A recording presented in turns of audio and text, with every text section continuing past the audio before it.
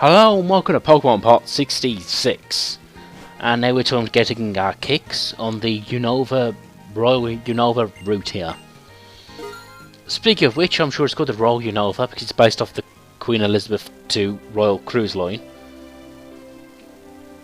And yep, now Pokemon, surprisingly enough, has a long history of cruise ships. Well, it's as long as the games are. There was, of course, the SS Anne in the very first game, but funnily enough, you couldn't actually sail anywhere on it.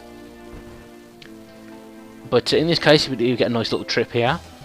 Now, the gimmick of the ship here is that we battle our way through a certain number of trainers. And once you defeat them all, we get a prize at the end.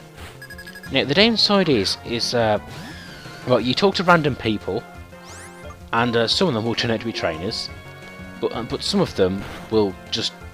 it's implied that they go on talking for quite a long time. And in fact, it's implied they go on talking for a long time, that it shortens the trip. Like, you waste a lot of time. And if you talk to 3 of these time wasters, that ends the cruise.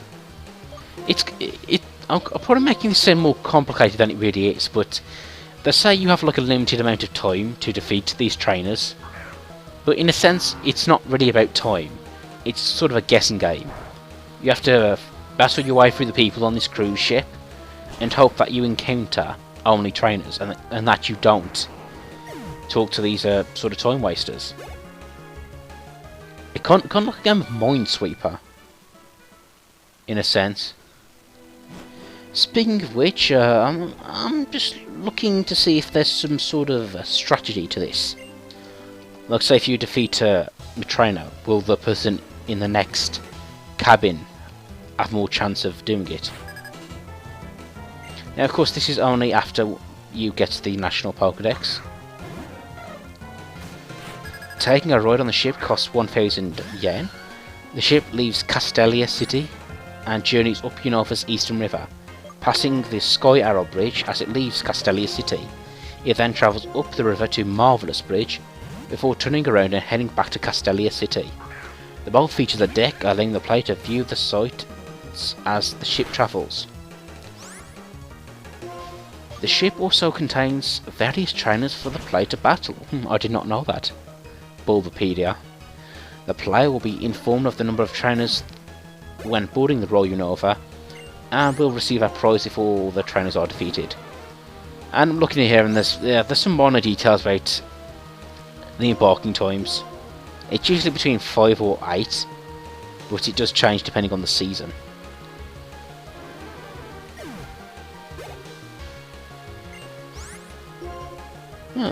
Apparently that's all what the page has to say about it.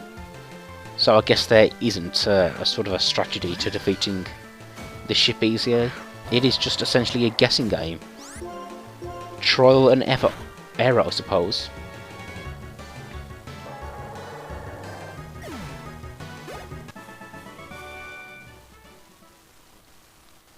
So long, Abe. Yep, and to speak of which, you can't tell who are the time wasters from what types of trainers they are, because it is random. But at least we get to see some interesting Pokemon from other regions.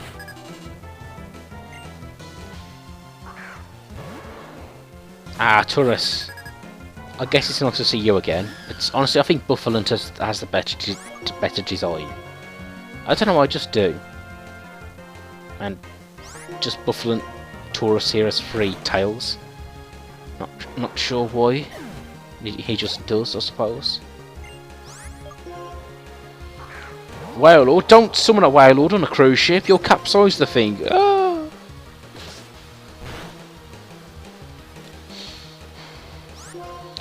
It's a shame we couldn't get to see a free Whalelord versus free Whalelord battle. That would have been hilarious to see on this playthrough.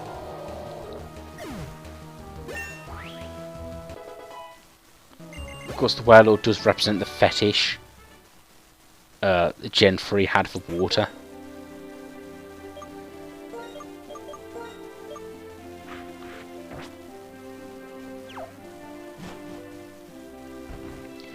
But anyway, on to the next cabin.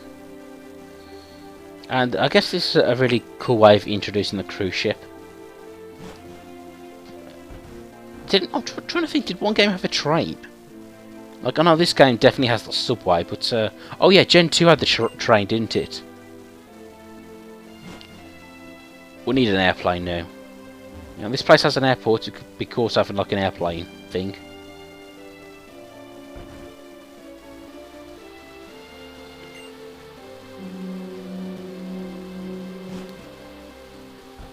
Oh, thanks for sharing, buddy. You know, I just thought some of these rooms here, they've got windows, but if you look at the outside of the cabin, the windows wouldn't face anywhere. If you get what I mean. Anyway, here's Chingling, a Pokemon based off a bell. Yeah, that's all I have to say on the issue.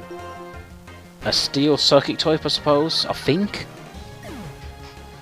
I guess it's not going to be a fairy type. I guess it wouldn't make sense. I guess being a bell, it is more of a steel type than a fairy type. Wormadam, I wonder if we'll see the other form of Wormadam. The sort of grass form. Because I know we've just seen the other two in the other parts. Yes, and there it is. It's a bug grass type, but unlike Paris, it doesn't have other uses. Down you go. Flail! Oh, you crafty son of a so-and-so.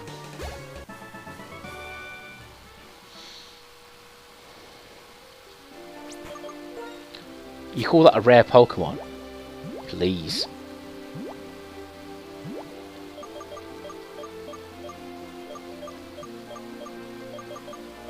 Oh, that's another thing too. They could have...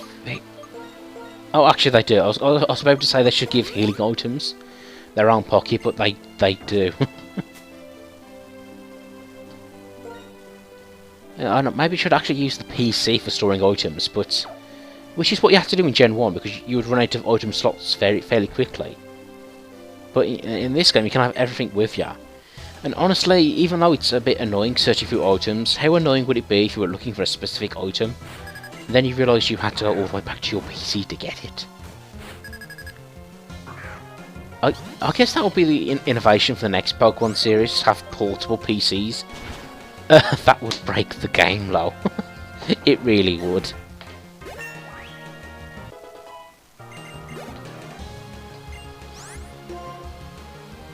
I guess you can make it a post-game item.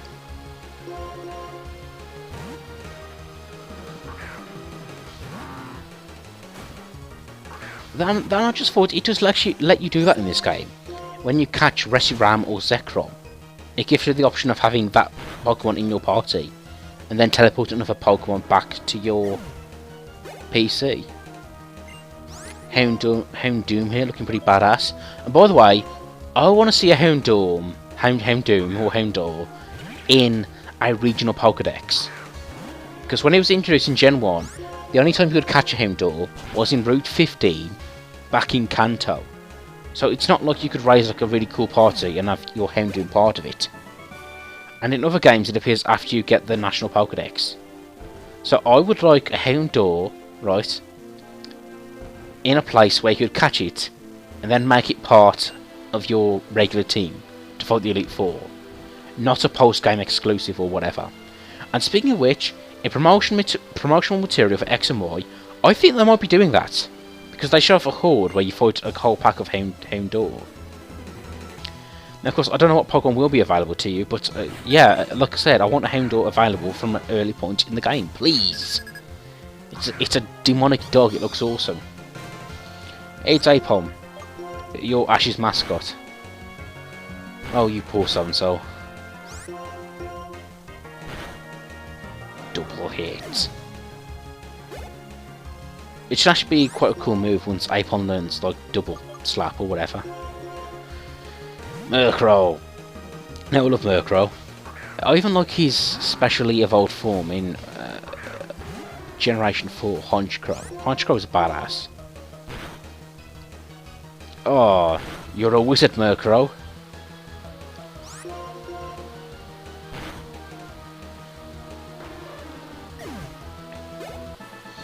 And speaking of which, a group of crows are actually called a murder. Yeah, the plural of crows is a murder of crows. Which, yeah, if they didn't already have a sinister attitude.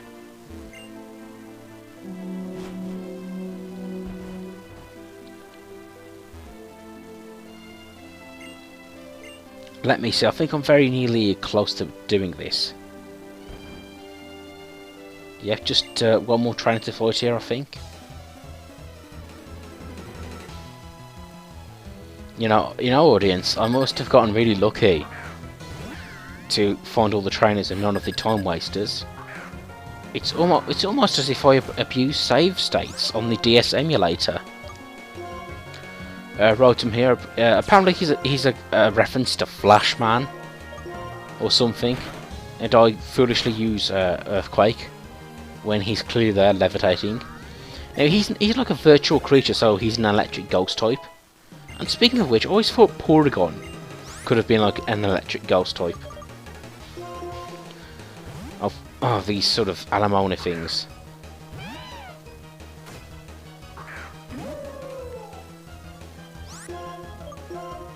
Oh, you rubber-gloved pink fish.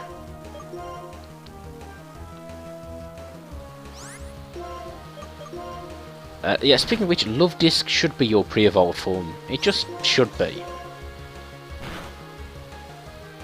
You know, when it comes to Pokemon, I always seem to forget the fish Pokemon. Like Goldeen and Lumion and all those crazy guys. They just seem to be Pokemon which don't occur to me when I think about Pokemon. Yeah, I always thought it would be kind of funny how these Pokemon fight. Because shouldn't they just be flopping around on the floor?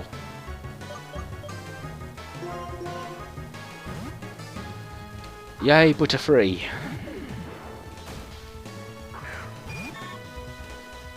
Now, there was a Butterfree on the latest poster of the new Pokemon movie. The one with Mega Mewtwo in it.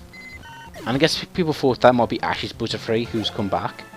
And by the way, we now have a proper Pokemon anime. So we don't have to put up with Ash anymore. Yay! Speaking of which, I think that new anime, it's called Origins. And I think it's a reboot, because like it stars Red and Green using Charmander and stuff. I like saying that it might incorporate elements of X and Y in it as well. Now here's the lovely view we're getting. Behold the 3D graphics. They're the future. And yeah, this is really cool to see as well.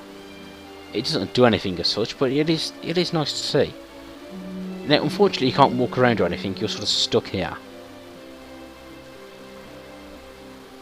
And I guess out of curiosity, it would be nice to see this whole trip instead of battling all those trainers. But oh well. And yeah, Castelia City looks really good here. It's definitely looking more like the New York it's based upon. Start spreading the news, I'm leaving today. Got to be a part of it. Castelia City. Oh, actually, my throat's really getting rough now. I've been talking for like over an hour. But anyway, that's the end of the cruise. And yeah, I just really want to show off this ship part of the post game. It's really fun. And now, what will be a fabulous prize for defeating the whole ship full of trainers? A rare candy? Okay, I guess.